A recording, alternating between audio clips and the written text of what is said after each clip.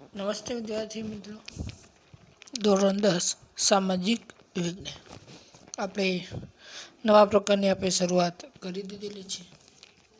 આપણે લાસ્ટ વિશ્વ વ્યાપાર સંગઠન સુધી આપણે જોઈ ગયા હતા, બરાબર છે. હવે એનાથી આગળ આપણે જોવાનું છે કે વિશ્વ વ્યાપાર સંગઠનના ધ્યેયો કયા કયા છે. આપણે જોઈ ગયા કે સંયુક્ત રાષ્ટ્ર સંઘે જે સભ્ય દેશો હતા એમને 1 જાન્યુઆરી 1995થી આંતરરાષ્ટ્રીય વ્યાપાર માટે વિશ્વ વ્યાપાર સંગઠનની સ્થાપના કરી હતી, જેનું વડું મથક સ્વિટ્ઝરલેન્ડના જીનીવામાં આવેલું છે. હવે આ વિશ્વ વ્યાપાર સંગઠનના ધ્યેયો કયા કયા છે, શા માટે વિશ્વ વ્યાપાર સંગઠન બનાવવામાં આવ્યું, કયા ઉદ્દેશ્યથી, એના ધ્યેયો વિશે આપણે જોઈએ. તો આ આઈએમપી પ્રશ્ન છે. તો વિશ્વના દેશો વચ્ચે વ્યાપારના અવરોધો દૂર કરવા. તો જુદા જુદા દેશો વચ્ચે જે વ્યાપાર થઈ રહ્યા છે એ વ્યાપારના જે નાના મોટા જે અવરોધો આવી રહ્યા છે એ દરેક પ્રકારના અવરોધો શું કરવા, દૂર કરવા. અને એટલા માટે વિશ્વ વ્યાપાર સંગઠન બનાવવામાં આવેલું છે. વિદેશ વ્યાપાર માટે દેશના ઉદ્યોગોને આપવામાં આવતું સંરક્ષણ દૂર કરવું. તો જે વિશ્વ વ્યાપાર માટે દેશના ઉદ્યોગોને આપવામાં આવતું જે સંરક્ષણ જે છે શું કરવામાં આવ્યું, દૂર કરવામાં આવ્યું, જેથી કરીને દરેક ઉદ્યોગો નાના મોટા દેશો સાથે વ્યાપાર સંબંધથી જોડાઈ શકે છે. આ જ વિશ્વ વ્યાપાર સંગઠનને કારણે આજે ભારત દેશનો કોઈ પણ નાગરિક વિશ્વના અન્ય કોઈ પણ દેશ સાથે આસાનીથી વ્યાપાર કરી શકે છે. હવે કોઈ પણ પ્રકારના નાના મોટા અવરોધો આપણને જોવા મળતા નથી. આજે આપણે ચાહીએ તો કોઈ પણ દેશમાં વ્યાપાર આપણે કરી શકીએ છીએ. વૈશ્વિક વ્યાપાર નીતિ અને આર્થિક નીતિઓ સાથે સંકલન સાધવું. તો જે વૈશ્વિક વ્યાપાર નીતિ જે છે, જે વિશ્વની જે વ્યાપાર નીતિ છે અને દેશની આર્થિક જે નીતિઓ જે છે એ બંને વચ્ચે સંકલન સાધવું, એટલે કે સમાધાન સાધવું, જેથી કરીને વ્યાપાર પ્રક્રિયા આસાનીથી થાય છે. કારણ કે દરેક દેશોની અંદર અલગ અલગ પ્રકારના કાયદા કાનૂન હોય છે. એ રીતે વિશ્વ વ્યાપાર કરવા માટેના પણ અલગ અલગ કાયદા કાનૂન છે. તો બંને વચ્ચે કોઈ નાના મોટા અવરોધો હોય એ પણ શું કરવા, દૂર કરવા. અને એટલા માટે વિશ્વ વ્યાપાર નીતિ અને જે આર્થિક નીતિઓ સાથે સંકલન સાધવું, એટલે કે સાથે મળીને કામ કરવું, કે જેથી કરીને આસાનીથી વ્યાપાર થઈ શકે. વિશ્વમાં ઉદ્ભવતા વ્યાપારી ઝઘડાઓનું નિવારણ લાવવું. તો જુદા જુદા દેશો વચ્ચે કોઈ કારણસર વ્યાપારી જે ઝઘડાઓ થઈ રહ્યા છે એ ઝઘડાઓનું નિવારણ લાવવું. આજે ઘણા બધા દેશો છે, દાખલા તરીકે આજે ભારત અને પાકિસ્તાન વચ્ચે સંપૂર્ણપણે વ્યાપાર બંધ છે. જે ભારત દેશ વચ્ચે જે ઝઘડાઓ ચાલે છે એના કારણે. તો આજે વિશ્વ વ્યાપાર સંગઠન જે છે બંને વચ્ચે સમાધાનની પ્રક્રિયા તો કરી જ રહ્યું છે કે બંને દેશો વચ્ચે ભલે બીજા સંબંધો સારા ન હોય પણ વ્યાપારિક સંબંધો સારા રહે, બંને એકબીજા દેશો સાથે વ્યાપાર કરે. આ માટે વિશ્વ વ્યાપાર સંગઠન પ્રયત્ન કરી રહ્યું છે. તો જે વિશ્વમાં ઉદ્ભવતા જે વ્યાપારી જે ઝઘડાઓ જે છે એનું નિરાકરણ લાવવાનું કામ પણ આ સંસ્થા દ્વારા કરવામાં આવી રહ્યું છે. તો આપણે જોઈ ગયા કે વિશ્વના દેશો વચ્ચે વ્યાપારના અવરોધો દૂર કરવા, ઉદ્યોગોને આપવામાં આવતું સંરક્ષણ દૂર કરવું, ત્યાર પછી વૈશ્વિક વ્યાપાર નીતિ અને આર્થિક નીતિઓ સાથે સંકલન સાધવું, આવા પ્રકારના કામો કરવામાં આવી રહ્યા છે. તો મારો કહેવાનો ઉદ્દેશ્ય એ છે કે વિશ્વ વ્યાપાર સંગઠનનો મહત્વનો ઉદ્દેશ એ છે કે દરેક દેશો સાથે આસાનીથી વ્યાપાર થઈ શકે. આ હેતુસર આ પ્રકારની કામગીરી કરવામાં આવતી હોય છે. હવે આગળ જોઈએ આપણે. હવે વિશ્વ વ્યાપાર સંગઠનના કાર્યો કયા કયા કરી રહ્યું છે, એના ઉદ્દેશો કયા કયા છે. તો એના કાર્યો વિશે આપણે જોઈએ. તો બહુરાષ્ટ્રીય વ્યાપાર અને તેને લગતા કરારો માટે જરૂરી માળખું ઊભું કરી કરારોનો અમલ કરાવો. તો જુદા જુદા રાષ્ટ્રો વચ્ચે જે વ્યાપાર માટે જે કરારો થઈ રહ્યા છે એ કરારો માટે જરૂરી માળખું ઊભું કરવું અને આ કરારોનો શું કરવો, અમલ કરવો. તો આજે જુદા જુદા દેશો વચ્ચે નાના મોટા ઘણા બધા વ્યાપાર થતા જ હોય છે. આપણે જોઈએ તો આપણે ફ્રાન્સ પાસેથી રાફેલ ખરીદીને લાવ્યા છે, એ એક પ્રકારનો શું છે, વ્યાપાર છે. પણ આ ખરીદવા માટે કરાર કરવામાં આવતા હોય છે, કેટલીક શરતો હોય છે. તો આ કરાર કરવા માટેનું માળખું પણ ઊભું કરવું અને આ કરારોનો અમલ પણ કરવાનું કામ આ વિશ્વ વ્યાપાર સંગઠન દ્વારા જ કરવામાં આવતું હોય છે.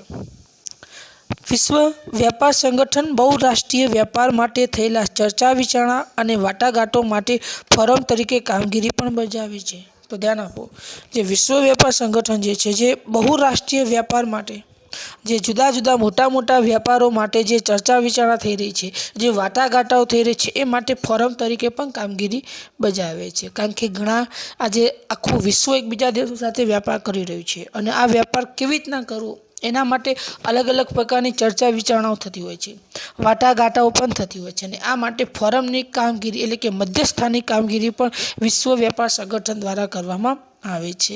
ઉદાહરણ તરીકે આપણે જોઈએ તો ભારત દેશ છે, તો ભારત દેશને કોઈપણ દેશ સાથે વ્યાપાર કરવા માટે કોઈ અવરોધો હોય, કોઈ તકલીફ પડતી હોય તો આપણે એની કોઈપણ પ્રકારની ચર્ચા કોઈપણ પ્રકારની વાટાઘાટો આપણે આ વિશ્વ વ્યાપાર સંગઠન સંસ્થા દ્વારા આપણે કરી શકીએ છીએ. કોઈ તકલીફ અનુભવતા હોય, કોઈ મૂંઝવણ અનુભવતા હોય, આવી તમામ પ્રકારની માહિતી આપણે ત્યાં આગળ આપી શકીએ છીએ. કારણ કે આપણે કોઈ પણ બીજા દેશ સાથે વેપાર કરીએ અથવા તો કોઈ વસ્તુ ખરીદીને લાવીએ, આ દરેક વસ્તુ ગુણવત્તાવાળી પણ હોવી જરૂરી છે.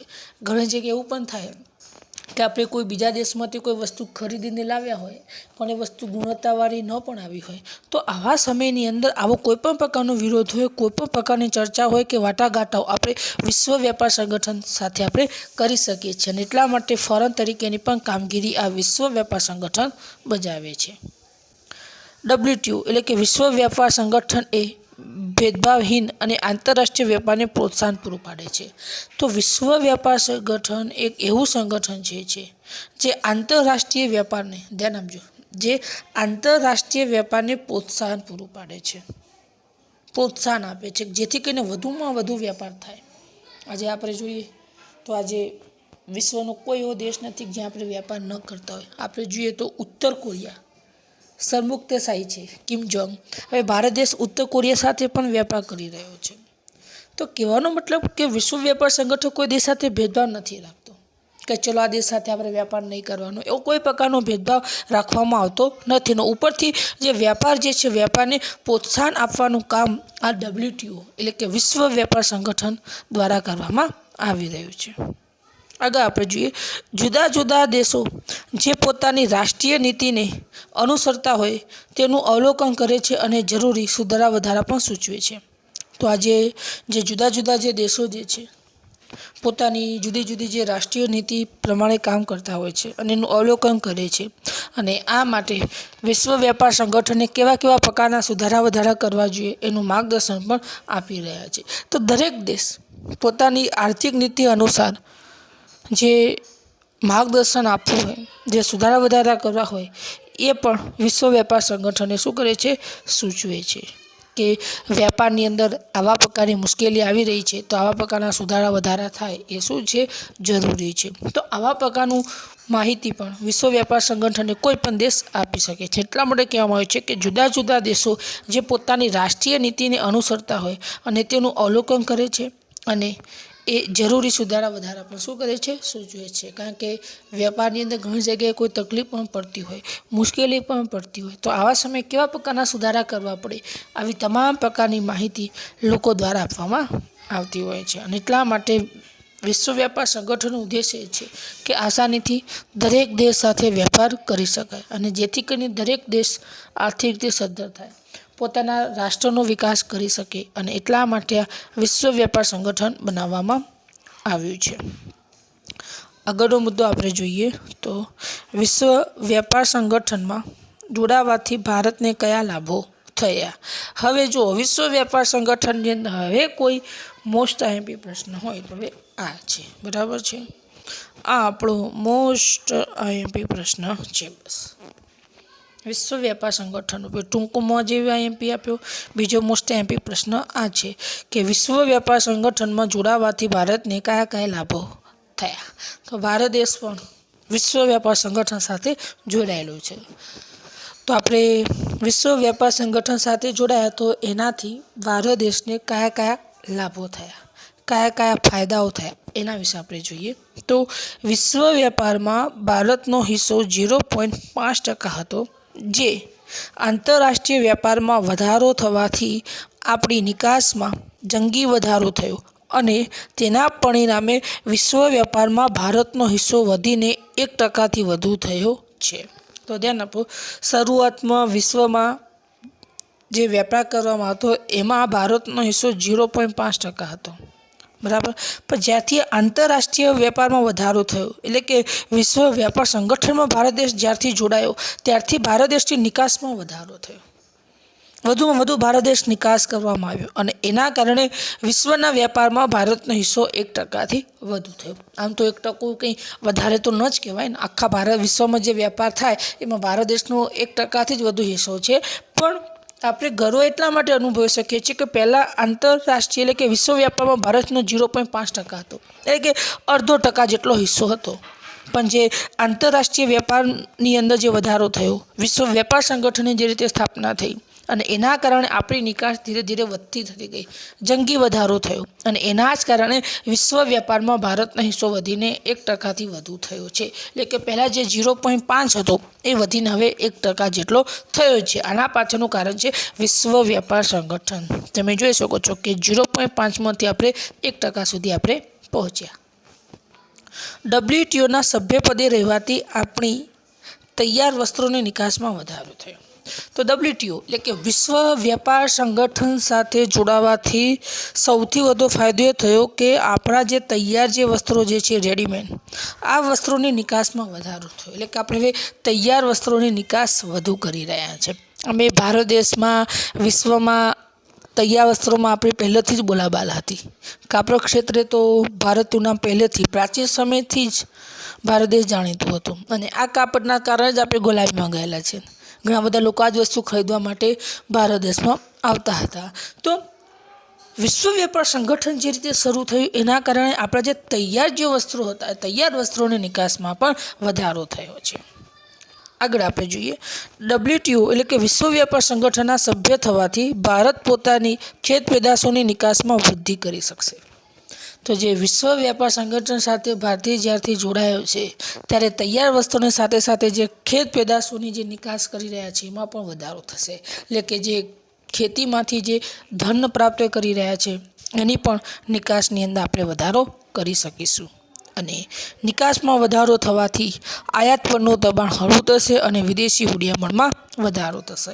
તો જેટલી વધુ આપણે નિકાસ કરીશું અને એટલી આયાત પરનું દબાણ ઓછું થશે, એટલે કે એટલી આપણે આયાત ઓછી કરવી પડશે અને વિદેશી હુંડિયામણમાં વધારો થશે. મેં તમને પહેલાં પણ કહ્યું કે જેટલી આપણે નિકાસ વધુ કરીશું એટલા દેશનો આર્થિક વિકાસ વધારે થાય. કારણ કે આપણે નિકાસ કરીશું તો બીજા દેશોની જે હુંડિયામણ જે છે, જે પૈસા છે ક્યાં આવશે? આપણા ભારત દેશમાં આવશે, જેનો ફાયદો આપણને થશે.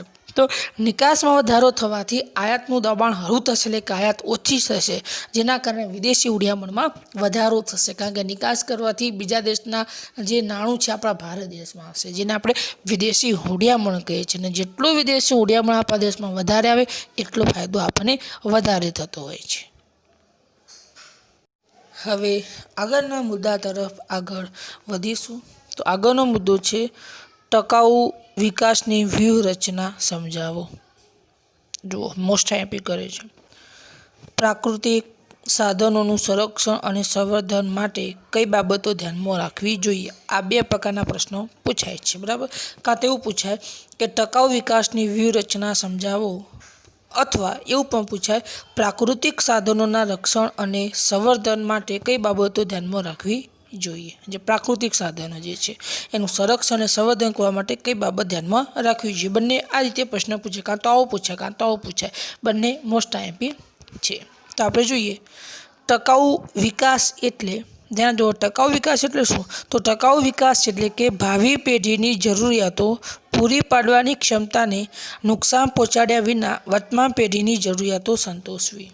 તો ટકાઉ વિકાસ એટલે કે ભાવિ પેઢીની જરૂરિયાતો પૂરી પાડવાની ક્ષમતાને, ભાવિ પેઢી એટલે કે જે હવે આપણા પછીની જે ભવિષ્યની જે પેઢી આવશે એની જે જરૂરિયાતો જે છે એ જરૂરિયાતો પૂરી પાડવાની ક્ષમતાને નુકસાન પહોંચાડ્યા વગર. કારણ કે આપણે જ બધું વાપરી નાખવાનું નથી, ઘણા બધા સંસાધનો એવા છે કે જે ભવિષ્યમાં ખૂટી જાય એવા છે, એટલા માટે એ સંસાધનોનું સંરક્ષણ અત્યારથી આપણે કરવું પડશે કે જેથી કરીને આપણા પછીની જે ભવિષ્યની જે પેઢી આવશે એમના માટે આ સંસાધનો જાળવીને રાખીએ, અને એટલા માટે આ ભાવિ પેઢીની જરૂરિયાતો પૂરી પાડવાની જે ક્ષમતા છે એને નુકસાન પહોંચાડ્યા વિના વર્તમાન પેઢીની જરૂરિયાતો સંતોષવાની છે. તો આપણી પેઢી વર્તમાન પેઢી કહેવાય. તો આપણે એવા પ્રકારની જરૂરિયાતો સંતોષવાની છે કે જેથી કરીને જે ભવિષ્યની પેઢીની જે જરૂરિયાતો પૂરી પાડવાની જે ક્ષમતા છે એને નુકસાન પહોંચવું જોઈએ નહીં. ઉદાહરણ તરીકે આપું, દાખલા તરીકે પેટ્રોલ ડીઝલ એની જરૂરિયાત અત્યારે પણ છે અને ભવિષ્યમાં પણ રહેવાની છે. તો અત્યારે આપણે પેટ્રોલ ડીઝલનો ઉપયોગ જે છે એ ઉપયોગ જરૂરિયાત પ્રમાણે જ કરવો પડશે, એનો આપણે દુરુપયોગ નહીં કરી શકીએ. કેમ? કારણ કે ભવિષ્યની પેઢી માટે પણ પેટ્રોલ ડીઝલ આપણે સાચવીને રાખવાનું છે, એટલે કે ખનિજ તેલ સાચવીને રાખવાનું છે. જો આપણે બધું અત્યારે જ પૂરું કરી નાખીશું તો પછી ભવિષ્યની પેઢી શું કરશે? એ સાધનો કેવી રીતના ચલાવશે? એ સમયે વાહન વ્યવહાર કેવી રીતના ઉપયોગ થઈ શકશે? અને એટલા માટે કહેવામાં આવ્યું છે કે ટકાઉ વિકાસ એટલે કે ભાવિ પેઢીની જરૂરિયાતો, એટલે કે ભવિષ્યની પેઢીની જે જરૂરિયાતો છે એ પૂરી પાડવાની ક્ષમતા, એટલે કે એ જરૂરિયાતોને પૂરી પાડવાની જે ક્ષમતા છે એને નુકસાન પહોંચાડ્યા વિના વર્તમાન પેઢી એટલે કે અત્યારે આપણી પેઢીની જરૂરિયાતો સંતોષવી. તો ભાવિ પેઢીની જરૂરિયાતો જે છે એ જરૂરિયાતને નુકસાન પહોંચાડ્યા વગર આજની વર્તમાન પેઢીની જરૂરિયાતો સંતોષવી જોઈએ. એટલે કે ભવિષ્ય માટે પણ આપણે સંપત્તિ જાળવી રાખવાની છે. તો આપણે જોઈએ તો હવે આ વ્યાખ્યા હતી, મુદ્દાની આપણે શરૂઆત જોઈએ.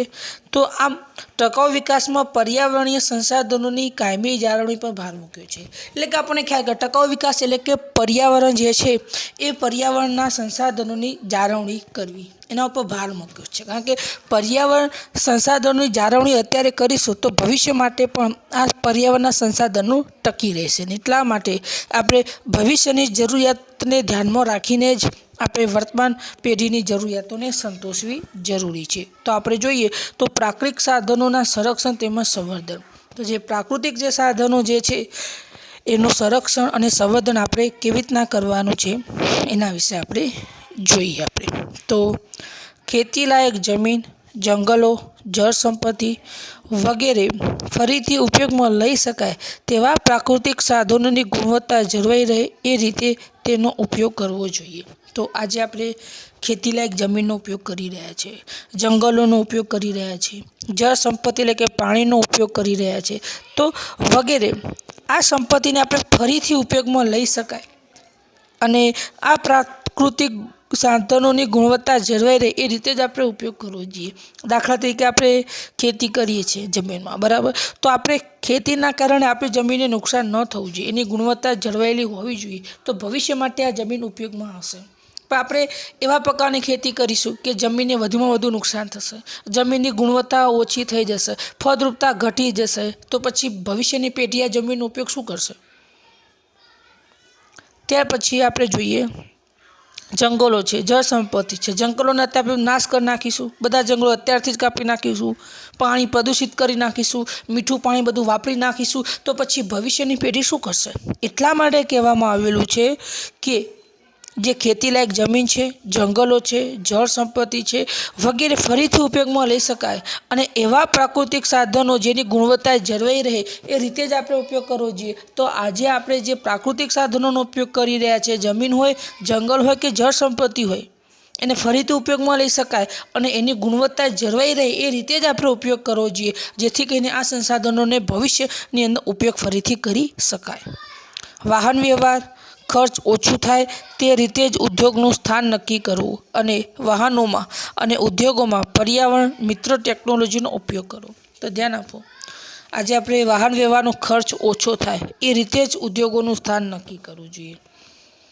વાહનો અને ઉદ્યોગોમાં પર્યાવરણ મિત્ર ટેકનોલોજીનો ઉપયોગ કરવો જોઈએ. તો જો વિદ્યાર્થી મિત્રો, આપણે વાહન વ્યવહારનો ખર્ચ બહુ ઓછો થાય એવી જગ્યાએ જ ઉદ્યોગોનું સ્થાન નક્કી કરવું જોઈએ કે જ્યાં આસાનીથી વાહન વ્યવહાર હોઈ શકે. દાખલા તરીકે આપણે જોઈએ તો આપણે સિમેન્ટ બનાવવાનો ઉદ્યોગ બનાવવો છે, બરાબર? તો સિમેન્ટ બનાવવા માટે શું જરૂર પડે? ચૂનો. ચૂનાનું પ્રમાણ વધારે સિમેન્ટમાં. તો જે જગ્યાએ ચૂનાનું ઉત્પાદન થતું હોય એની બાજુમાં જ સિમેન્ટ બનાવવાનો ઉદ્યોગ બનાવાય, જેથી કરીને વાહન વ્યવહારનો ખર્ચ કેવો થાય? ઓછો થાય. હવે ચૂનો ગુજરાતમાં મળે છે અને આપણે સિમેન્ટ બનાવવાનો ઉદ્યોગ મહારાષ્ટ્રમાં બનાવીશું, તો પછી આ ચૂનો ગુજરાતમાંથી લઈને પછી મહારાષ્ટ્રમાં લઈ જવામાં આવે તો વાહન વ્યવહારનો ખર્ચ કેટલો વધે? એના કરતાં આપણે સિમેન્ટ બનાવવાનો ઉદ્યોગ એ ચૂનો જ્યાંથી નીકળે છે ત્યાં જ બનાવી દઈએ તો વાહન વ્યવહારનો ખર્ચ કેવો આવે? ઓછો આવે. એટલે આવી રીતે આપણે ઉદ્યોગોની પસંદગી કરવાની છે. બરાબર છે.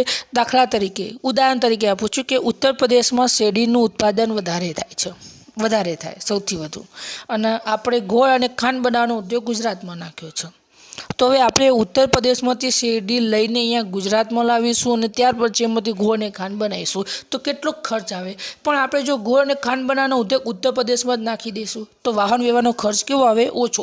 તો આ રીતે આપણે ઉદ્યોગોનું સ્થાન નક્કી કરવું. બીજું, વાહનો અને ઉદ્યોગોમાં પર્યાવરણ મિત્ર ટેકનોલોજીનો ઉપયોગ કરો. તો આજે જે વાહનો જે છે એ વાહનોની અંદર અને ઉદ્યોગોની અંદર એવી ટેકનોલોજીનો ઉપયોગ કરવો કે જેના કારણે પર્યાવરણને કંઈ નુકસાન ન થાય. અત્યારે તમે જુઓ આજે નવા સાધનોની અંદર નવા એન્જિનો સરકારે બહાર પાડ્યા છે, BI6. એનું કારણ છે કે એનાથી પ્રદૂષણ ઓછું ફેલાય છે. હવે તમે જો નવા સાધનો ખરીદો તો હવે નવા એન્જિન બહાર પડ્યા, સરકારે જૂના એન્જિનો પર પ્રતિબંધ મૂકી દીધો. આનાથી હવે જે નવા એન્જિનો આવી રહ્યા છે ને એમાં પ્રદૂષણ ઓછું થાય છે. હાલ તમે નવા બાઇકો ખરીદો, ગાડી ખરીદો તો નવા એન્જિનો સાથે તમને મળી રહ્યા છે, પ્રદૂષણ ઓછું થાય. તો આ બાબતનું પણ આપણે ધ્યાન રાખવું જરૂરી છે. તો વાહન વ્યવહારનો ખર્ચ ઓછો થાય રીતે ઉદ્યોગનું સ્થાન નક્કી કરવું અને વાહન અને ઉદ્યોગોમાં પર્યાવરણ મિત્ર હોય એવી ટેકનોલોજીનો ઉપયોગ કરવો જોઈએ. જે સાધનો એકથી વધુ ઉપયોગમાં લઈ શકાય તેવા હોય તેમને મફતમાં ઉપયોગમાં લેવો.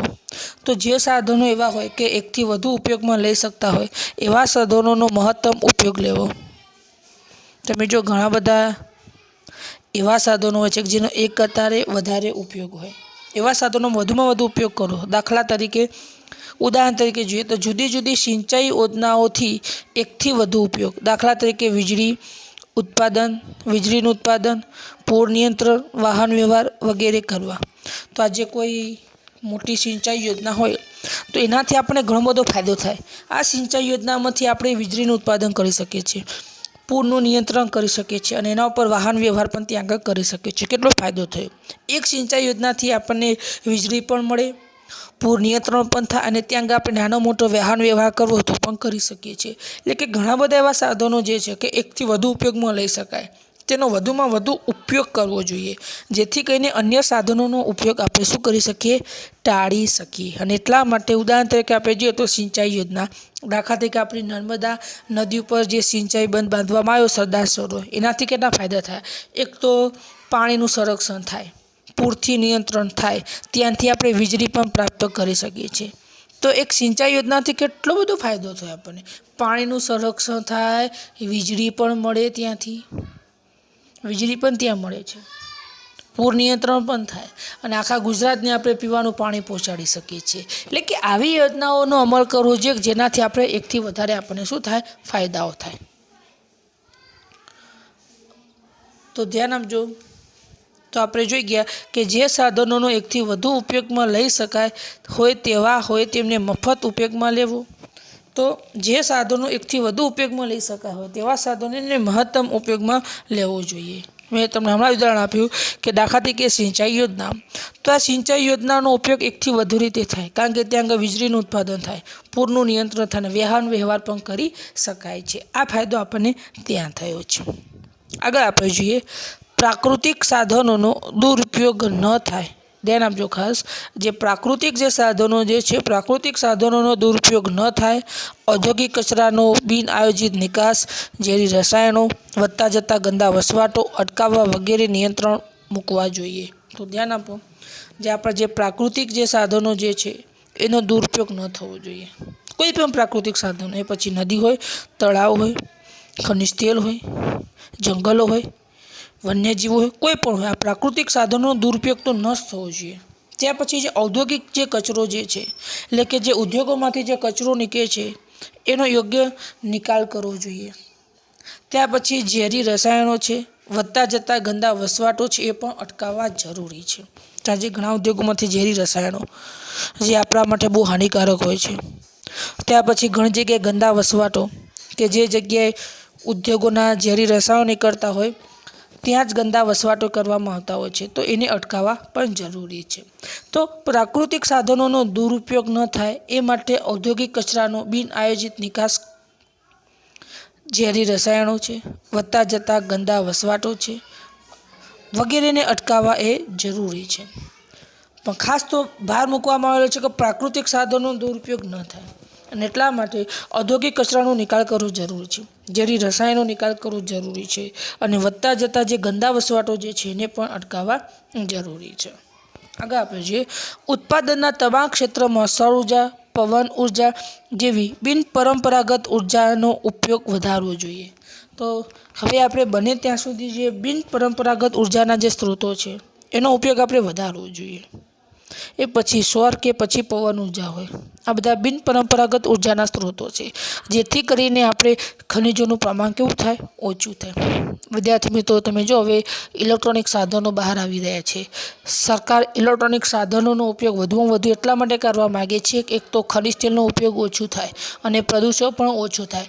બે પ્રકારના ફાયદા થાય છે કે ખનિજ તેલની પણ જરૂરિયાત ન રહે અને પ્રદૂષણ પણ ઓછું થાય, એટલા માટે ઇલેક્ટ્રોનિક સાધનો બનવા તરફ હવે જઈ રહ્યું છે ભારત દેશ। તો ઉત્પાદનના તમામ ક્ષેત્રોમાં સૌર ઉર્જા છે, પવન ઉર્જા છે જેવી બિનપરંપરાગત ઉર્જા સ્ત્રોતોનો ઉપયોગ વધારવો જોઈએ। તમે જુઓ આજે આપણા મકાન ઉપર સોલર પ્લેટો આપણે લગાવી હોય તો સરકાર આપણે સબસિડી આપે છે, 30 થી 40% પૈસા સરકાર આપે છે અને બાકીના પૈસા આપણે કાઢવાના હોય છે, જેથી કરીને આપણે સોલર પ્લેટો દ્વારા આપણા ઘરની અંદર વીજળી આપણે જાતે જ ઉત્પાદન કરી શકીએ છીએ અને આપણા ઘર કરતાં વધારે જરૂરિયાતવાળી વીજળી હોય તો આપણે સરકારને આપી પણ શકીએ છીએ। એટલે આવા પ્રકારના ફાયદા થઈ રહ્યા છે।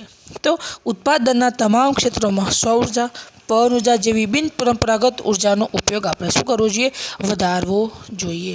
તો ધ્યાન આપજો ખાસ, તો ઉત્પાદનમાં તમામ ક્ષેત્રોમાં સૌર ઉર્જા અને પવન ઉર્જા જેવી બિનપરંપરાગત ઉર્જાના જે ઉપયોગો જે છે વધારવા જરૂરી છે। હવે આપણે આગળના મુદ્દા તરફ આગળ વધીએ। ટકાઉ વિકાસના ખ્યાલની સમજૂતી આપો। વિદ્યાર્થી મિત્રો, આ મોસ્ટ ટાઈમ્પી પ્રશ્ન છે, બોર્ડની પરીક્ષામાં વારંવાર પૂછે છે। ટકાઉ વિકાસ કોઈ પણ રીતે પૂછાય, ટકાઉ વિકાસની વ્યૂહરચના સમજાવો અથવા ટકાઉ વિકાસના ખ્યાલની સમજૂતી આપો। આગળ આપણે ટકાઉ વિકાસની વ્યૂહરચના અથવા તો પ્રાકૃતિક સાધનોના સંરક્ષણ અને સંવર્ધન માટે કઈ બાબતો ધ્યાનમાં રાખવી એ પ્રશ્ન જોઈ ગયા। હવે આપણે ટકાઉ વિકાસના ખ્યાલની સમજૂતી આપો એના વિશે આપણે જોઈએ। તો ટકાઉ વિકાસ એટલે ભાવિ પેઢીની જરૂરિયાતો પૂરી પાડવાની ક્ષમતાને નુકસાન પહોંચાડ્યા વિના વર્તમાન પેઢીની જરૂરિયાતો સંતોષવી। આપણે અગાઉના મુદ્દામાં પણ આ વ્યાખ્યા આપણે જોઈ ગયા। તો જે ભાવિ પેઢીની જે જરૂરિયાતો છે, ભાવિ પેઢી એટલે કે ભવિષ્યની જે પેઢી, જે ભવિષ્યના લોકો જે છે એમની જરૂરિયાતો જે છે, જરૂરિયાતોને પૂરી પાડવાની જે ક્ષમતા છે એમને નુકસાન ન થવું જોઈએ અને એ નુકસાન કર્યા વગર વર્તમાન પેઢીની જરૂરિયાતો શું કરવાની છે, સંતોષવાની છે। એટલે કે આજે આપણી પાસે જે કુદરતી સંપત્તિ જે છે એ કુદરતી સંપત્તિ ભવિષ્યની પેઢીને ધ્યાનમાં રાખીને આજે આપણે એનો ઉપયોગ કરવાનો છે। અત્યારે ઘણા બધા એવા સ્ત્રોતો છે કે ભવિષ્યમાં ખૂટી જાય એવા છે, તો એવા સ્ત્રોતોનો આપણે કરકસરભરે ઉપયોગ કરીને આ સ્ત્રોતો એમના માટે પણ જાળવીને આપણે રાખવાના છે। એટલા માટે ભવિષ્યની પેઢી જે છે એની જરૂરિયાતો ધ્યાનમાં રાખીને જ વર્તમાન પેઢીની જરૂરિયાતો સંતોષવી જોઈએ। આપણી આસપાસના પર્યાવરણ પર પડેલી ગંભીર અસરોને કારણે ટકાઉ વિકાસ ખ્યાલ આવ્યો।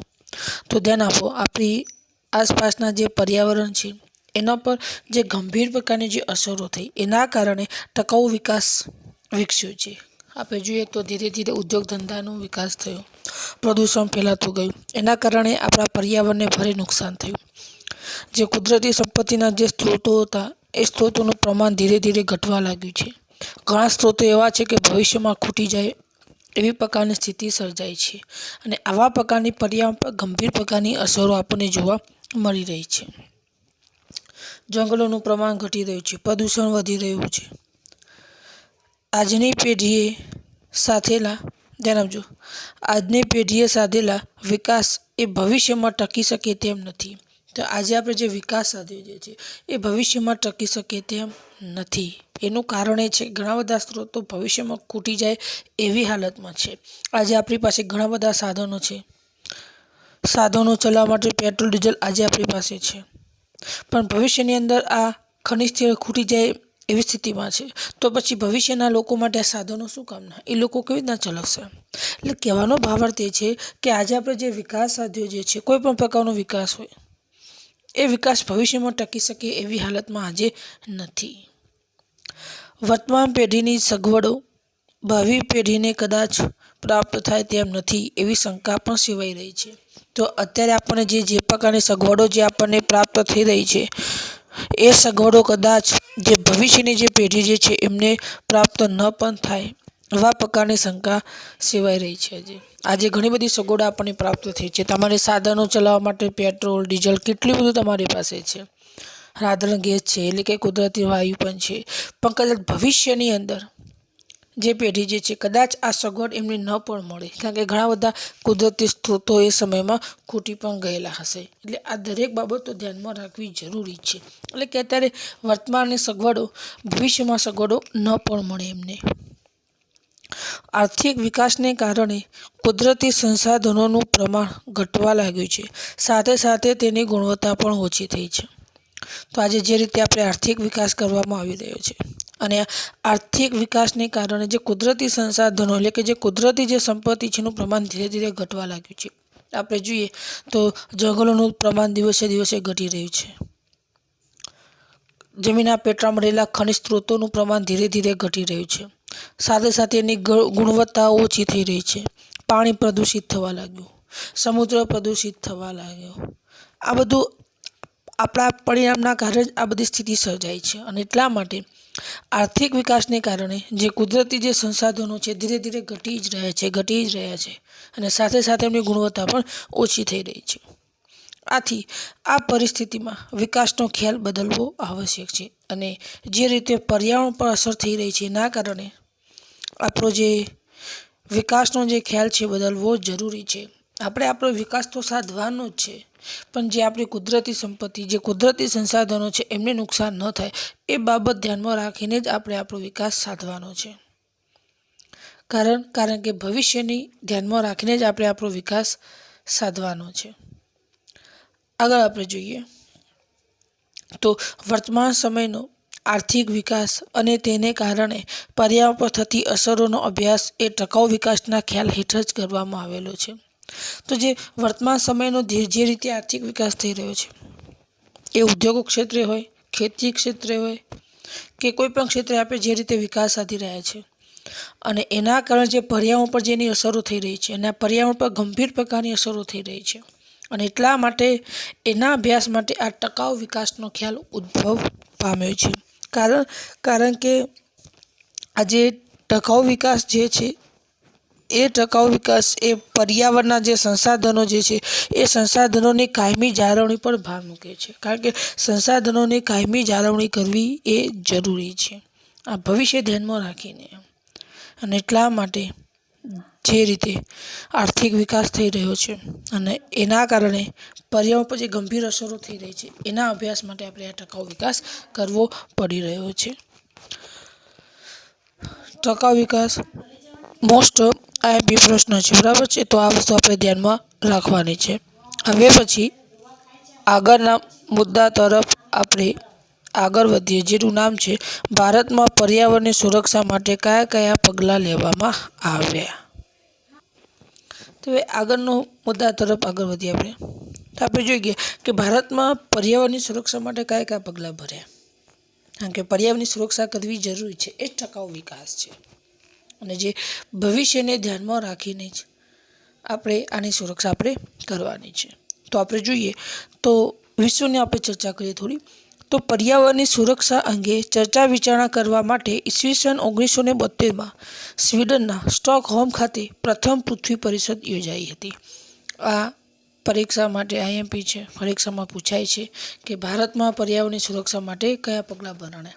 તો વિશ્વની અંદર પર્યાવરણનું સુરક્ષા થાય અને એ અંગે ચર્ચા વિચારણા કરવા માટે સૌથી પહેલી 1972માં સ્વીડનના સ્ટોકહોમ ખાતે પ્રથમ પૃથ્વી પરિષદ યોજાઈ હતી. આ એક ગુણમાં પણ પૂછાય છે, એટલે ધ્યાન રાખવાનું.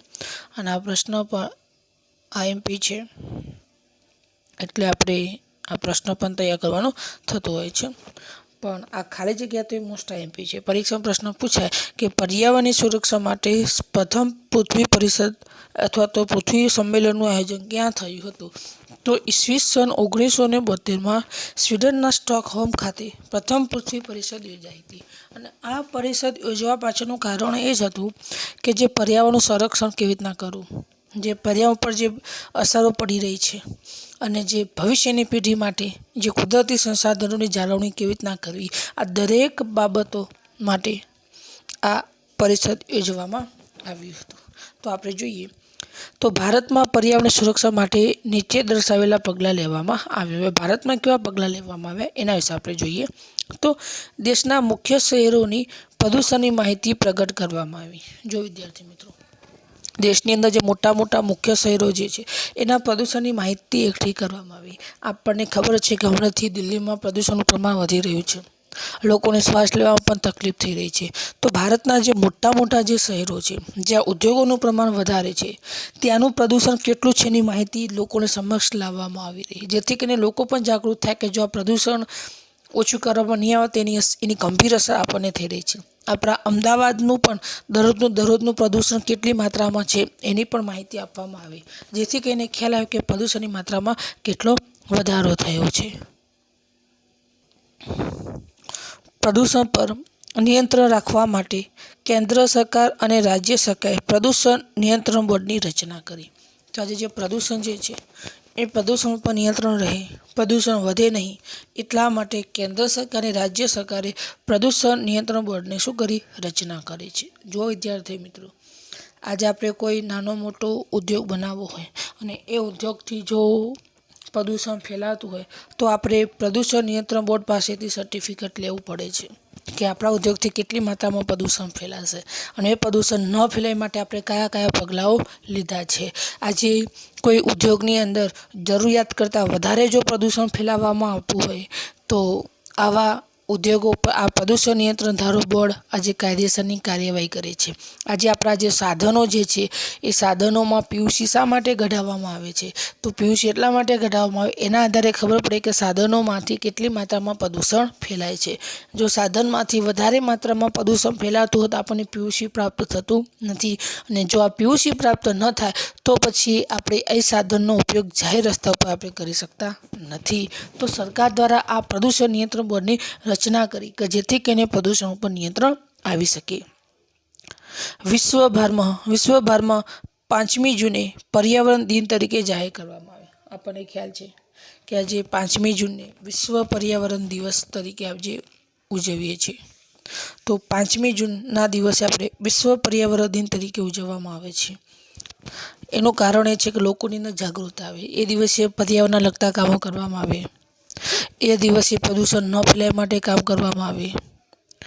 અને આ માટે સરકાર દ્વારા વિશ્વની અંદર પર્યાવરણ દિન તરીકે 5 જૂન દિવસને પસંદ કરવામાં આવે છે. ખાલી જગ્યામાં એવું પૂછાય કે વિશ્વ પર્યાવરણ દિન તરીકે ક્યારે ઉજવવામાં આવે છે? 5મી જૂન.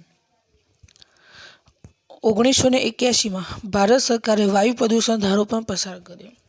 તો ઈસવીસન 1981માં આ સાલ યાદ રાખવી પણ જરૂરી છે.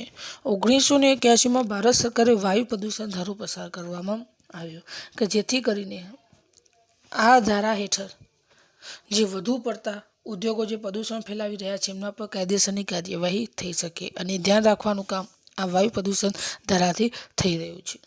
આજે આપણે જોઈએ તો ઘણા બધા એવા મોટા ઉદ્યોગો છે, એમાંથી કેટલો બધો ધુમાડો નીકળતો હોય છે, અને ધુમાડો અંતે આપણા વાતાવરણમાં જ ભળે, વાતાવરણ પ્રદૂષિત થાય. ત્યાર પછી એ પ્રદૂષણ આપણે શ્વાસોશ્વાસની પ્રક્રિયા દ્વારા આપણા શરીરમાં પ્રવેશ કરે છે. આપણને શ્વાસની બીમારી, દમની બીમારી, આવા પ્રકારની બીમારીઓ આ પ્રદૂષણના કારણે જ આપણને થતી હોય છે. પ્રદૂષણના કારણે આપણને ચામડીજન્ય રોગો પણ આપણને થતા હોય છે. તો આવા પ્રકારની અસરો આ પ્રદૂષણથી થતી હોય છે. એટલા માટે ભારત સરકારે આ પ્રદૂષણ ઉપર નિયંત્રણ થાય અને વધુ પ્રદૂષણ ફેલાવતા લોકો પર કાર્યવાહી કરી શકાય એ માટે 1981માં ભારત સરકારે વાયુ પ્રદૂષણ ધારો પસાર કર્યો. વાતાવરણમાં ઓઝોન વાયુનું સ્તરનું જે ગાબડું, પરમાણુ કચરાનો નિકાલ અને જૈવ વિવિધતાની જાળવણી માટે વૈશ્વિક સમજૂતીઓ પણ થઈ છે. આપણને ખ્યાલ છે કે વાતાવરણની અંદર જે ઓઝોન વાયુનું જે સ્તર છે એ સ્તરનું ગાબડું વધતું જ જાય છે. આપણે જોઈએ તો જે સૂર્યના પારજાંબની જે કિરણો છે એ કિરણોને ઓઝોન વાયુ શોષી લે છે અને આપણને પ્રચંડ ગરમીને બચાવે છે. સૂર્યના કિરણો ઓઝોન વાયુમાંથી જ પસાર થાય છે. એના કારણે જે સૂર્યના કિરણોની અંદર જે પારજાંબની જે કિરણો જે છે એ કિરણોને ઓઝોન વાયુ શોષી લે છે અને આપણને ગરમીથી બચાવે છે. પણ થયું એવું કે પ્રદૂષણને કારણે ઓઝોન વાયુની અંદર ગાબડા પડી ગયા. એના કારણે સૂર્યના પારજાંબની કિરણો ડાયરેક્ટ સીધા આપણી પૃથ્વી પર આવી રહ્યા છે. એના કારણે આજે આપણે ગરમી વધારે લાગે છે અને એટલા માટે જે ઓઝોન વાયુ સ્તરનું ગાબડું, પરમાણુ કચરાનો નિકાલ, તો જે પરમાણુ જે કચરો નીકળે છે, જે રસાયણ ઉદ્યોગમાંથી જે ગંદા રસાયણો નીકળે છે એનો નિકાલ કેવી રીતના કરવો અને જૈવ વિવિધતાની જાળવણી માટે આજે વિશ્વની અંદર સમજૂતીઓ થઈ રહી છે કે જેથી કરીને ઓઝોન વાયુનું પ્રમાણ વધારવું, જે પરમાણુ કચરો નીકળે છે એ કચરાનો યોગ્ય રીતે નિકાલ કરવો. કારણ કે અત્યારે શું થાય, ગંદા રસાયણોને નદીમાં કે સમુદ્રમાં છોડી દેવામાં આવે, એના કારણે સમુદ્રમાં રહેલી જૈવ વિવિધતાને ભારે નુકસાન થાય છે. તમને ખ્યાલ હોય તો હમણાં જ હિન્દ મહાસાગરની અંદર જે મોરેશિયા કરીને દેશ આવેલો છે ત્યાં હમણાં જ જાપાનનું એક સ્ટીમર ખનિજ તેલ ભરેલું ડૂબી ગયું. એના કારણે લાખો ટન ખનિજ તેલ સમુદ્રની અંદર વહી ગયું. એના કારણે ત્યાં આગળ જે સજીવો વસી રહ્યા છે, દરિયાઈ સજીવસૃષ્ટિ, એમને ભારે નુકસાન થશે. એટલે આવા પ્રકારની સ્થિતિ સર્જાતી હોય છે. એટલા માટે આ બધાનો નિકાલ કેવી રીતના કરવો એ માટે વૈશ્વિક સ્તરે સમજૂતીઓ થઈ રહી છે. ત્યાં કે ઓઝોન વાયુનું સ્તરનું ગાબડું કેવી રીતના ઘટાડવું, પરમાણુ કચરાનો નિકાલ કેવી રીતના લાવવો અને જે જૈવ વિવિધતાની જાળવણી કેવી રીતના કરવી, આ દરેક બાબતોની સમજૂતી અહીંયા આગળ કરવામાં આવી રહી છે.